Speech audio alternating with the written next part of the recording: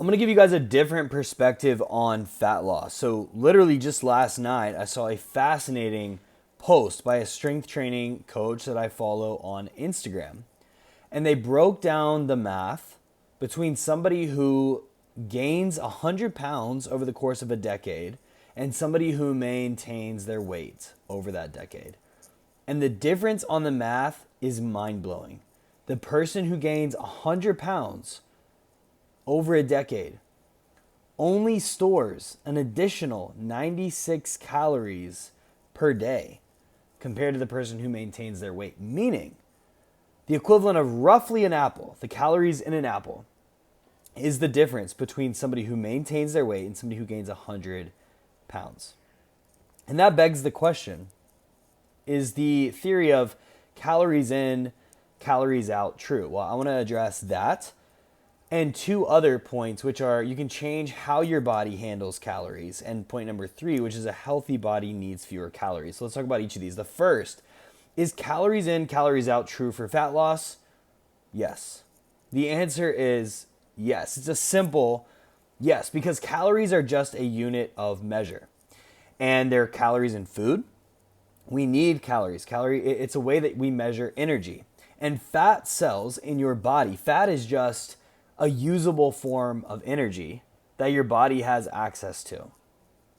So, yes, if you want to lose fat, if you want to tap into those fat stores in your body, you want to lose fat, lose weight, then you have got to create a calorie deficit, meaning you need to consume fewer calories than you're burning each day. But that doesn't tell the whole story, because the fitness industry screams from the rooftop that you need to eat less and move more. And that's true, but that's not the whole story.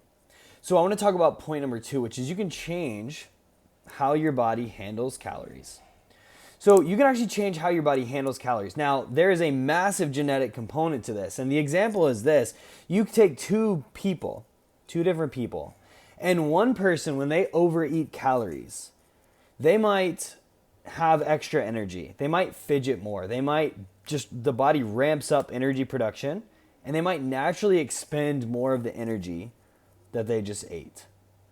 Somebody else might eat those same extra calories, those hundreds or even, 1,000, 2,000 extra calories, and nothing changes. They just sit there and keep doing what they've been doing. They don't have a ramping up in energy and calorie expenditure. All right? Not only that, let's find my point here. Also, the way that one person's body utilizes those calories can be very different from the way that somebody else utilizes them. Somebody might be more apt to burn it off. Some people might be more apt to store it as glycogen, which is carb stores in the muscle and the liver. Others are more prone to just putting on those extra calories as fat. And there's a massive genetic component to this, but there are also lifestyle factors, right? How healthy are we? Are we strength training? Do we have muscle mass? Are we living an active lifestyle? Are we reducing stress? Are we sleeping, etc.? More on that in a little bit. I learned this lesson personally, though, as somebody who was naturally very lean my whole life, and then I got sick, ended up bedbound for months at a time, and then I ended up slowly recovering. But what I found was, even as I was recovering, especially early on, I found I had far less wiggle room than I did just a few years prior when I was healthier. Now, some would say, oh, maybe this is age catching up. You hear a lot of people say something like this. When I hit fill in the blank age, I noticed my metabolism slowed down a lot. Now, there's probably some behavioral components to this as well. Maybe after college, because you stopped walking around to class, you stopped playing sports with your friends, and then you gained weight. Or maybe you stayed active in your 20s. And then you stop after that. There's a behavioral component to this as well, but I also think there is a health component that doesn't get talked about.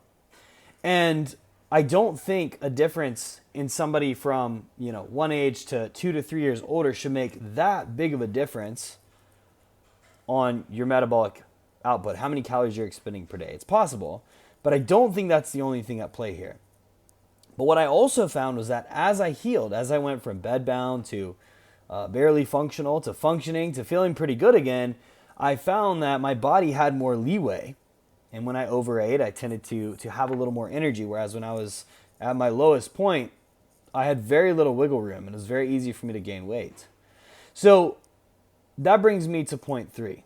All right. So we just discussed how, your body, you can influence how your body, or it matters how your body handles those extra calories. It's not just calories in, calories out.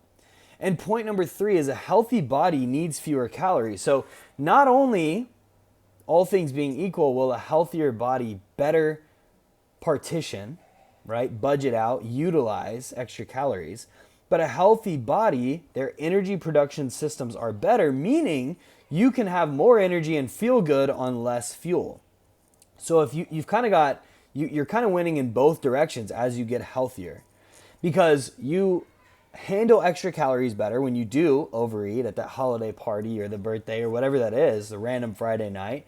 But also, you can eat fewer calories consistently and still meet all your energy needs because your body is more efficient. You feel good, right? And you just don't need as many calories. And I also discovered this as I went from, again, bedbound to barely functional to feeling pretty good. I found that I could get away with eating fewer calories, and I would just continue as I got healthier. I continued to feel better and better and have more energy despite actually eating less. And the goal was not, how can I eat as little as possible? I was still eating a lot of food. But while, yes, you want to be in a calorie deficit if you want to lose fat, you want whatever you do to be long-term, lasting, and sustainable. And so you're much better off focusing on, watch your calorie intake, right? Eat mostly real foods. Eat foods that are going to fill you up, give you your biggest bang for your buck in terms of filling you up energy and nutrition for the calories they give you. That matters. It matters a lot. But you also want to focus big picture on your health. So how can we do that? How can we influence our body's ability to better utilize food and get healthy enough so we can actually eat less, making it easier to lose fat and ultimately easier to maintain a healthy body weight? So, and one other point, I think there's something that's often talked about, or at least it's just assumed in the fitness space, that when you lose fat, you will get healthier. And I think in most cases that is true. However, I also think that in just as many, if not more cases, getting healthier is the first step to then losing fat. And then as you lose fat, you will get healthier. But you see, it's a bit of a virtuous and vicious cycle depending on which side you're on. So as you get less healthy, it's easier to gain fat. And as you gain fat, you become less healthy, making it easier to gain more fat. On the flip side, as you get healthier, it's easier to lose fat. And as you lose fat, you get healthier, making it easier for you to lose fat. You see what I'm saying? So we want to focus on improving our health, not just cutting our calories as low as possible. That's not the name of the game. So how can we do that? Well, a good place to start is sleeping plenty. 7 to 9 seems to be the sweet spot for most people, but you just want to make sure that you're rested. Thanks, Boo. A little drawing from my 3-year-old. I get about 10 of those a day. But anyway, you want to sleep 7 to 9 hours a night, right? But if you find, a little bit more, a little bit less, and you feel good with that, great, right? I'm not a sleep doctor, but that's a good starting place. You want to get out, get some sunshine. You want to walk daily, stay active, or find some other activity that you enjoy. You want to strength train 2 to 3 days a week. You want to stay hydrated with plenty of high-quality water, getting plenty of salts and other electrolytes. Salt your food to taste. Don't be afraid of salt unless you've been medically told, to not consume it. And try to keep stress levels low. Make time to sit down in quiet. Even better, in my opinion, to spend time with Jesus. But even if you got 5 minutes a day to just be quiet and sit and be still, then that is going to help reduce stress. The name of the game is it's building muscle, it's being active, and it's reducing stress. Okay, it's giving your body the tools that it needs, and that is going to give you your best shot at having a healthy body, and a healthy body is your best shot at having a lean body. So I think we're wrong if we chase losing fat as the primary way to improve health. I don't think that's the case. I think losing fat, it can improve your health, but I also think primarily losing fat is a byproduct of getting healthy.